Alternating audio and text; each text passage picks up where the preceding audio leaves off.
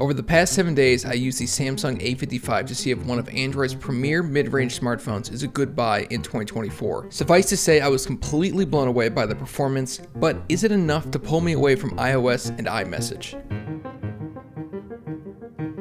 To start, I swapped my SIM card and the setup from iOS to Android has gotten quite good. I was able to transfer over my apps and previous 30 days of text messages with just the press of a couple buttons and a USB-C to Lightning cable. The whole process took about an hour, but then I was ready to go. Alright, so we're nearing the end of day one, and so far this phone is unbelievable. It's so good.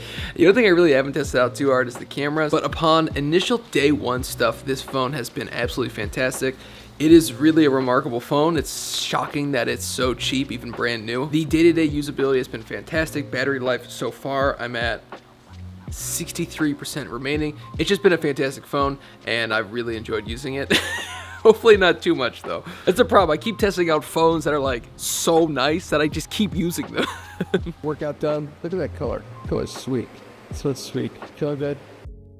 Good morning. We've been up for like an hour now. Today's going to be a battery test day. I'm just going to go through my day normally and see sort of how I use my phone and how much is left. I'm currently at 92% battery. Pretty good feeling that I'm going to have a significant amount of battery left. The battery life has been spectacular so far yesterday, but let's do an official test today. So we are currently still in the middle of packing, and work let out a little bit ago. It's 6:24, so I've been off work for about an hour now, and we are at 63% battery, which is just mind-boggling to me because I listened to music out of the speaker of that phone for at least 4 hours today, bare minimum.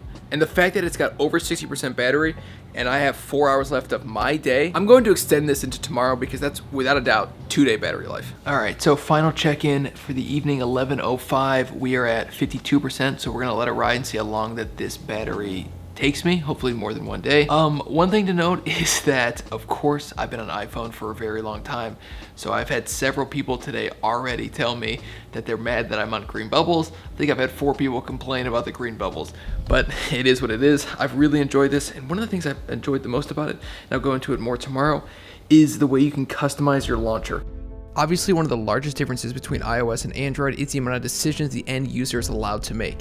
After 18 years of iOS, Apple finally allows you to have icons that are not stacked left to right and top to bottom on the home screen, whereas the customization of Android speaks for itself. And as a certified Apple sheep, one of my biggest complaints with iOS is how it is addictive by nature, whereas Android gives you the option to make your phone as dopamine restricted or dopamine maximized as you would like. And while the options can initially be intimidating, you quickly get the hang of just how easy and intuitive Android has gotten. It's the next day, it's 10:27, and we are still at 37% battery, which is awesome, definitely incredible. Very impressed with the 5,000 milliamp hour battery on this phone. The size of it, I definitely can tell it's a little bit thicker, but I have no problem with it in the hand, and I have small hands. Packing is going quite well, as you can see. 9:27, I still have 18% battery. I think I can confirm that this phone has a 2-day battery life. So for the past 4 or 5 years, I have been an Apple sheep through and through. I've just gone from one iPhone to a different one, and I've just really enjoyed iPhone and iMessage, basically. That's predominantly the reason.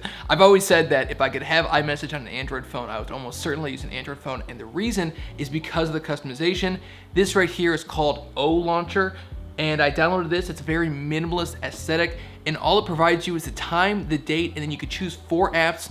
If you swipe left, you have access to the phone, and you swipe right, you have access to the camera. And I think that this is something that Apple does a terrible job at because there's no customization. There's no way to deliberately limit your screen time, and that's one of the biggest things I've noticed so far is actually using this phone. My screen time has been quite low. Over the entire period of time that I use this phone, I average less than 45 minutes of screen on time each day, which doesn't include YouTube Music, which requires me to keep the screen on. And if the average person spent 45 minutes a day on their phone versus the 4 hours and 45 minutes that they do now, each year they would have an extra 91 16-hour days to do whatever they want. And something you could do with that extra 4 hours that you are saving each day by not being on your phone is take a look at today's sponsor, Southern New Hampshire University, SNHU for short. They offer a variety of programs. When they were first reaching out to me, I took a look at everything that they offered to make sure it was a good fit. And I noticed a couple of things. One of them, that it's very affordable, which is obviously what we do a lot on this channel, is we try to find value, something for the best value, not necessarily the lowest price, but the best value, and a college online degree might be that good fit for you. When looking at the programs that they offer the one that I wish I would have gone to in college. They offer the computer science degree, which is where I think a lot of the future is headed. Obviously with AI, every large company, Apple, Google, everybody's pushing AI. It's one of the largest things. We are headed towards a software world because hardware is getting so good, and the people who are going to be building the software for that are going to be computer science degrees. And if you're somebody that's struggling at your current job, maybe you might want to take a look at this and just sign up to get a little bit more information to see if that's something you might be interested in. So you're getting one of the most radically affordable colleges on the planet. You're getting taught by people who have actually done the thing, and you're saving yourself a ton of time and money. I think that online college is where the future is headed. And if you are interested in SNHU, sign up with a link down below to get more information about SNHU. Thank you to Southern New Hampshire University for sponsoring today's video. It's just hard for me to believe that this phone is as cheap as it is. I think that you get so much for your money. So far, I've really enjoyed the experience. It's literally a 10 out of 10 for me. Yeah, I'm a huge fan of this phone. I'm a huge fan of this phone. I think it's a little bit big for me. They give you a 5,000 milliamp hour battery for the size of this phone, and it shows. The battery life has been incredible. I've never been worried about the battery life. Even though I was down to like 30% today, I'm like, oh, this is fine. I have plenty to finish the day off. Officially 1:27 in the morning, and we are still at 11% battery, which is just unbelievable. Love the battery life so far. I'm tired. Days 4 and 5 were spent moving into my new house. The phone held up fantastic as expected, and I actually think that the flashlight is a little bit brighter than my 12 mini, and it gives this hilarious warning about potentially burning your finger. I think they might be a little overconfident with the brightness of their flashlight, but it does get quite bright, and the extended battery life and brighter flashlight was very helpful while packing and moving. The display is a 6.6-inch AMO LED, 1080 by 2340, a refresh rate of 120 Hertz, an aspect ratio of 19.5 by 9, and up to 1000 nits of peak brightness, which is pretty good because it's only 7:15 and it's completely dark outside, as you can tell. The screen has been really good. It's a really excellent display, no surprise. My biggest complaint, I feel like there's too much blue light coming through. That could just be me used to True Tone on my iPhone. I leave the night mode on most of the time because I just feel like it looks a little bit better to my eyes. But again, that's one of the things that's so great is you can customize it. And next is the cameras. The cameras are really quite good. The main camera is a 50 megapixel sensor. The ultra wide is a 13 megapixel, and the macro 2x, whatever, kind of a useless one, is 5 megapixels with a 32 megapixel selfie cam. You can see some of the pictures here. They look quite good. And of course the selfies look fantastic. So I ended up using this phone for 10 days, which is often what happens when I really, really like a phone.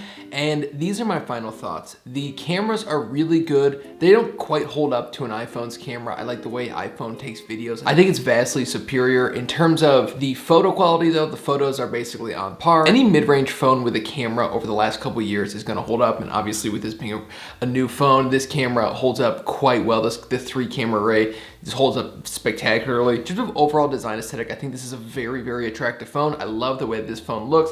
The 3 cameras, like I mentioned earlier, the little bump out here looks great. The color's fantastic.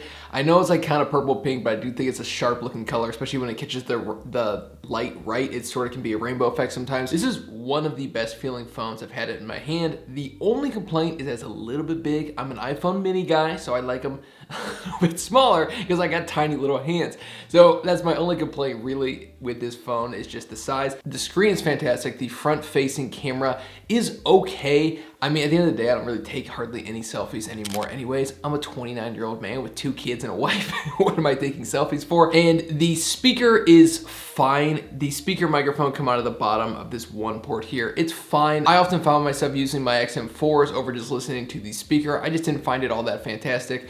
But at the end of the day, that's not a huge deal. You should probably be enjoying your music through not the phone speaker like I do, because I'm an idiot. You should probably enjoy it with headphones or a better speaker setup overall. So why did I stop using it after the 10 days? And the reason is ultimately going to come down to iMessage. And this is what I have a question to you. So my wife and I obviously exchange a lot of photos of our 2 kids. They are the most beautiful little angels in the whole world. I like having the ability to save the photos that my wife sends me and the videos that my wife sends me. Unfortunately, the videos and photos that she's sending me, they don't look as good as they do on an iPhone because she's sending from iMessage and I'm receiving on like a Google Messages app. My question is basically, is there a way for me to be able to enjoy all the benefits of iMessage without having iMessage? It is so stupid how much of a pull that is for me, but I really enjoy this phone. I liked how little I was using it. This launcher, this O launcher, is fantastic. Just being able to set 4 apps up, I think it's great. You can still access all your apps if you swipe up. You can scroll through and you can type and it'll go automatically to it.